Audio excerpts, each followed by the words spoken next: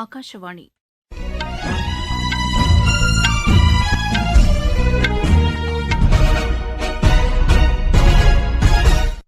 செய்திகள் வாசிப்பவர் வடிவழகி கபிலன். தலைப்புச் செய்திகள்: மக்களவைத் தேர்தலுக்கான 3ஆம் கட்ட தேர்தல் பிரச்சாரம் தீவிரமடைந்துள்ளது.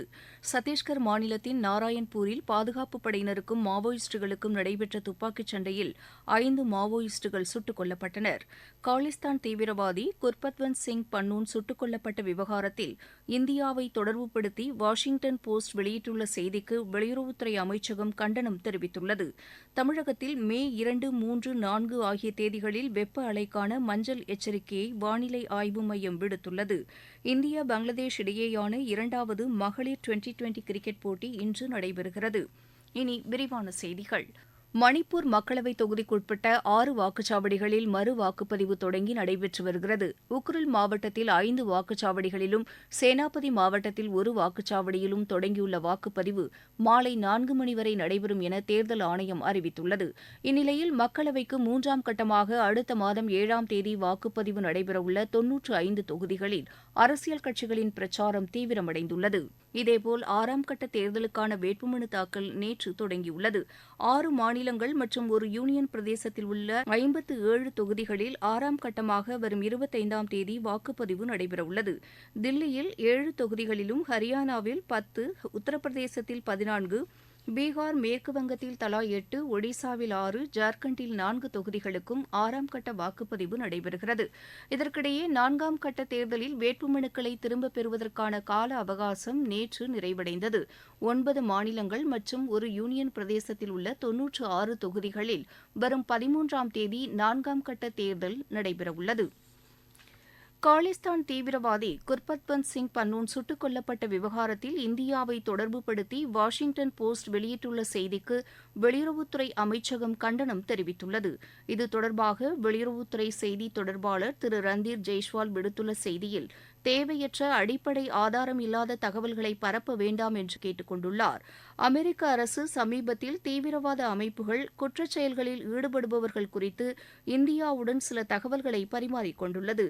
அதன் மீது உயர்மட்ட குழு அமைத்து விசாரணை நடத்தப்பட்டு வருகிறது. இந்நிலையில் இம்மாதிரி பொறுப்பற்ற தகவல்களை வெளியிட வேண்டாம் என்று திரு ரந்தீர் ஜெய்ஸ்வால் தெரிவித்துள்ளார். இந்திய கடற்படை எத்தகைய சவாலையும் எதிர்கொள்ள தயாராக இருப்பதாக கடற்படை தலைமை தளபதி அட்மிரல் தினேஷ் கே திரிபாதி தெரிவித்துள்ளார். புதுதில்லியில் இன்று நாட்டின் 26வது கடற்படை தலைமை தளபதியாக அவர் பொறுப்பேற்றுக் கொண்டார். அப்போது பேசிய அவர், இந்திய கடற்படையை மேலும் நவீனப்படுத்தும் விதத்தில் புதிய தொழில்நுட்பங்கள் புகுத்தப்படும் என்று தெரிவித்தார். தேசத்தின் வளர்ச்சிக்கு கடற்படை முக்கியத்துவம் வாய்ந்தது என்றும் திரு கே திரிபாதி குறிப்பிட்டார். பீகார் மாநிலத்தின் பகல்பூர் மாவட்டத்தில் அமாப்பூர் கிராமத்திற்கு அருகே நள்ளிரவு நேரிட்ட சாலை விபத்தில் 2 குழந்தைகள் உட்பட 6 பேர் உயிரிழந்தனர். திருமண நிகழ்ச்சியில் பங்கேற்பதற்காக அவர்கள் சென்ற கார் மீது சரக்கு வாகனம் ஒன்று கட்டுப்பாட்டை இழந்து மோதியதில் இந்த விபத்து நேரிட்டதாக அம்மாவட்ட ஆட்சியர் தெரிவித்துள்ளார். இந்த விபத்தில் காயமடைந்த ஒருவர் மருத்துவமனையில் அனுமதிக்கப்பட்டு சிகிச்சை பெற்று வருவதாகவும் அவர் தெரிவித்துள்ளார். இதனிடையே கேரளாவில் நேரிட்ட சாலை விபத்தில் 5 பேர் உயிரிழந்தனர். கண்ணூர் மாவட்டத்தில் செருக்குன்னு என்ற இடத்தில் சென்று கொண்டிருந்த கார் சமையல் எரிவாயு சிலிண்டர்களை ஏற்றிச் சென்ற ட்ரக் மீது மோதியதில் இந்த விபத்து நேரிட்டது. 9 வயது குழந்தை, ஒரு பெண் உட்பட 5 பேர் சம்பவ இடத்திலேயே உயிரிழந்தனர். உப்பு சத்தியாகிரக போராட்ட வரலாற்று நினைவு நாள் இன்று தமிழகத்தின் நாகை மாவட்டம் வேதாரண்யத்தில் நடைபெற்றது. அகஸ்தியம்பள்ளியில் உள்ள உப்பு சத்தியாகிரக நினைவு தூணில் தியாகிகளுக்கு மலர் தூவி அஞ்சலி செலுத்தப்பட்டது. இதில் சுதந்திர போராட்ட தியாகிகள் பலர் கலந்து கொண்டனர். தேசப்பிதா மகாத்மா காந்தியடிகள் சபர்மதி ஆசிரமத்திலிருந்து தண்டிக்கு பாத யாத்திரையாக சென்று உப்பு சத்தியாகிரக போராட்டத்தை இதே நாளில் 1930ஆம் ஆண்டு நடத்தினார். அன்றைய தினத்தில் தமிழகத்தில் ராஜாஜி தலைமையில் வேதாரண்யத்தில் உப்பு சத்தியாகிரக போராட்டம் நடத்தப்பட்டது. நீங்கள் கேட்டுக்கொண்டிருப்பது ஆகாஷவாணியின் செய்தி அறிக்கை. தமிழகத்தின் கோவை தொகுதியில் நடைபெற்ற மக்களவைத் தேர்தல் முடிவை நிறுத்தி வைக்கக் கோரிய மனுவை சென்னை உயர்நீதிமன்றம் இன்று தள்ளுபடி செய்துள்ளது. சமீபத்தில் நடைபெற்ற மக்களவைத் தேர்தலின்போது வாக்காளர் பட்டியலில் பலரது பெயர்கள் இடம்பெறவில்லை, இதனால் வாக்களிக்க முடியவில்லை என்று அவர்கள் தெரிவித்தனர். இதனையடுத்து ஆஸ்திரேலியாவில் மருத்துவராக பணியாற்றும் அம்மாவட்டத்தைச் சேர்ந்த சுதந்திரக்கண்ணன் என்பவர் சென்னை உயர்நீதிமன்றத்தில் வழக்கு தொடுத்திருந்தார். அதில் பல வாக்காளர்களின் பெயர்கள் இடம்பெறாததால் கோவை தேர்தல் முடிவை நிறுத்தி வைக்க கோரி தொடர்ந்த வழக்கை விசாரித்த உயர்நீதிமன்றம் ஜனவரியில் இறுதி வாக்காளர் பட்டியல் வெளியிட்டபோது ஆட்சேபம் தெரிவிக்காதது ஏன் என்று கேள்வி எழுப்பியது. வாக்குப்பதிவு முடிவுற்ற நிலையில் இந்த வழக்கில் எவ்வித உத்தரவும் தற்போது பிறப்பிக்க முடியாது என்று கூறி சென்னை உயர்நீதிமன்றம் இந்த வழக்கினை தள்ளுபடி செய்தது. நாகை மாவட்டம் செருதூர் பகுதியைச் சேர்ந்த மீனவர்கள் கடலில் மீன்பிடிக்க சென்றபோது இலங்கை கடற்கொள்ளையர்களால் தாக்கப்பட்டனர். இதில் காயமடைந்த மீனவர்கள் நாகை ஓரத்தூர் அரசு மருத்துவக் கல்லூரி மருத்துவமனையில் சிகிச்சை பெற்று வருவதாக எமது செய்தியாளர் தெரிவிக்கிறார். நாகை மாவட்டம் செருதூர் மீனவ கிராமத்தினை சேர்ந்தவர் முருகன். இவருக்கு சொந்தமான நாட்டுப்படையில் அதே பகுதியை சேர்ந்த முத்து, முருகவேல், சின்னையன் உள்ளிட்ட 4 மீனவர்களும் செருதூர் துறைமுகத்திலிருந்து மீன்பிடிக்க கடலுக்கு சென்றனர். இதில் மீனவர்கள் கோடியக்கரையிலிருந்து தென்கிழக்கே 15 நாட்டிகள் மேல் தொலைவில் மீன்பிடித்துக் கொண்டிருந்தனர். அப்போது அதிகாலையில் அங்கு வந்த இலங்கை கடற்கொள்ளையர்கள் மீனவர்களின் படகினை சுற்றி வளைத்தனர். தொடர்ந்து மீனவர்கள் மீது இரும்பு கம்பி மற்றும் கூர்மையான ஆயுதங்கள், அரிவாள் கொண்டு தாக்குதல் நடத்தினார்கள். இதில் படகில் இருந்த மீனவர்கள் பலத்த காயமடைந்தனர். இதையடுத்து படகில் இருந்த 3 லட்சம் மதிப்பிலான மீன்பிடி சாதனங்கள் மற்றும் மீனவர்கள் பிடித்து வைத்திருந்த 50,000 மதிப்பிலான அனைத்து வகை மீன்களையும் கொள்ளையடித்து தப்பி சென்றனர். இதையடுத்து காயமடைந்த மீனவர்கள் அங்கிருந்து செருதூர் துறைமுகம் வந்து கரை சேர்ந்தனர். தொடர்ந்து மீனவர்கள் ஆம்புலன்ஸ் மூலமாக சிகிச்சைக்காக ஒரத்தூர் மருத்துவக் கல்லூரி மருத்துவமனையில் அனுமதிக்கப்பட்டுள்ளனர்.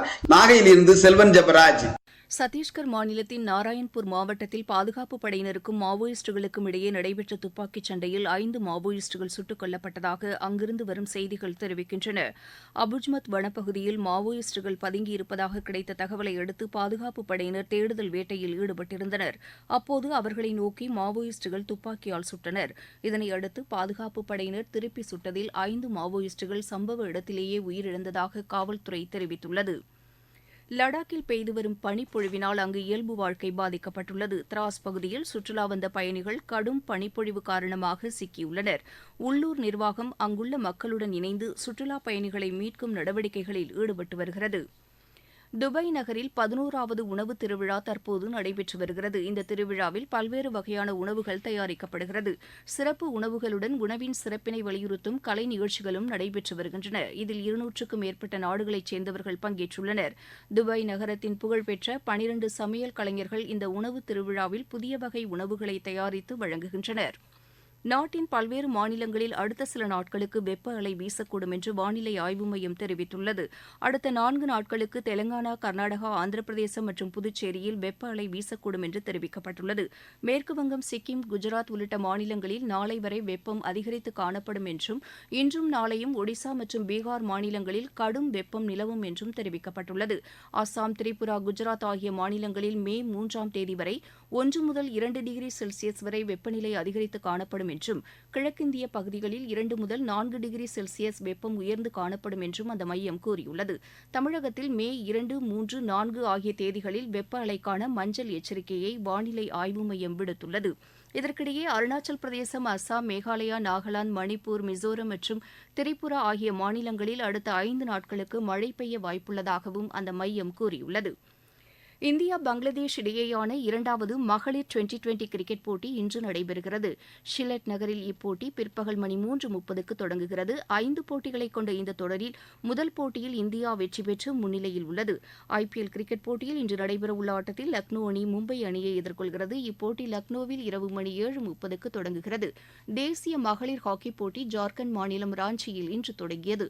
இன்று நடைபெற்ற முதல் ஆட்டத்தில் ஒடிசா 4-1 என்ற கோல் கணக்கில் ஹரியானாவை வென்றது. இப்போட்டி மே மாதம் 9ஆம் தேதி வரை நடைபெறுகிறது. மேட்ரிட் ஓபன் டென்னிஸ் போட்டியின் முதல் சுற்று ஆட்டத்தில் இந்தியாவின் ரோஹன் போபண்ணா, ஆஸ்திரேலியாவின் மேத்யூ எப்டன் இணை இன்று அமெரிக்காவின் செபாஸ்டியன் கோர்டா, பிரான்சின் ஃபேப்ரிக் மார்டின் இணையை எதிர்கொள்கிறது. ஜார்ஜியாவில் நடைபெற்று வரும் சர்வதேச டென்னிஸ் போட்டியின் மகளிர் ஒற்றையர் பிரிவு முதல் சுற்று ஆட்டத்தில் இந்தியாவின் அங்கிதா ரெய்னா தோல்வியடைந்தார். செங்டுவில் நடைபெற்று வரும் ஊபர் கோப்பைக்கான பேட்மிண்டன் போட்டியின் 2வது லீக் ஆட்டத்தில் சீனா 5-0 என்ற ஆட்டக்கணக்கில் இந்தியாவை வென்றது. மீண்டும் தலைப்புச் செய்திகள். மக்களவைத் தேர்தலுக்கான 3ஆம் கட்ட தேர்தல் பிரச்சாரம் தீவிரமடைந்துள்ளது. சத்தீஸ்கர் மாநிலத்தின் நாராயண்பூரில் பாதுகாப்புப் படையினருக்கும் மாவோயிஸ்டுகளுக்கும் நடைபெற்ற துப்பாக்கிச் சண்டையில் 5 மாவோயிஸ்டுகள் சுட்டுக் கொல்லப்பட்டனர். காலிஸ்தான் தீவிரவாதி குர்பத்வந்த் சிங் பன்னூன் சுட்டுக் கொல்லப்பட்ட விவகாரத்தில் இந்தியாவை தொடர்புபடுத்தி வாஷிங்டன் போஸ்ட் வெளியிட்டுள்ள செய்திக்கு வெளியுறவுத்துறை அமைச்சகம் கண்டனம் தெரிவித்துள்ளது. தமிழகத்தில் மே 2, 3, 4 ஆகிய தேதிகளில் வெப்ப அலைக்கான மஞ்சள் எச்சரிக்கையை வானிலை ஆய்வு மையம் விடுத்துள்ளது. இந்தியா பங்களாதேஷ் இடையேயான இரண்டாவது மகளிர் டுவெண்டி கிரிக்கெட் போட்டி இன்று நடைபெறுகிறது. இத்துடன் இந்த செய்தி அறிக்கை நிறைவு பெற்றது.